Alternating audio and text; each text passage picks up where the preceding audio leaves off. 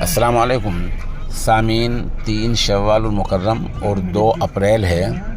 خبر کا عنوان ہے مدرسہ اشاعت الاسلام و صدمہ، محتمم صاحب کی والدہ کا انتقال، انا للہ و انا الیہ راجعون۔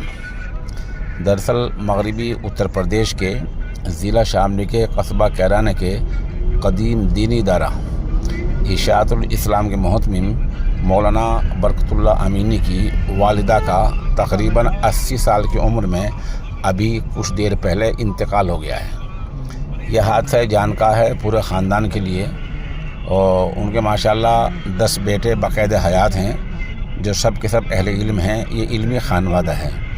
ماسٹر سمیع اللہ خان ہیں، ڈاکٹر عظمت اللہ خان ہیں، ڈاکٹر عامر خان ہیں، حافظ قاری ماجد خان ہیں، قائد ساجد ہیں، حافظ ناظم ہیں، سلیم اللہ ہے، عنایت اللہ ہے۔ تو یہ 10 بھائی ہیں۔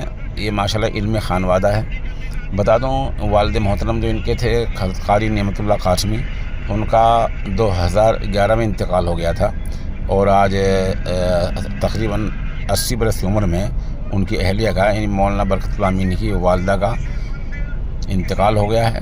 سبھی سامعین سے مرحومہ کی مغفرت، درجات کی بلندی اور پسماندگان کے لیے صبر جمیل کی دعا کی درخواست کی جاتی ہے۔ تدفین کے بعد کیا ہوگا ابھی انشاءاللہ اس کا اعلان ہم بعد میں کریں گے۔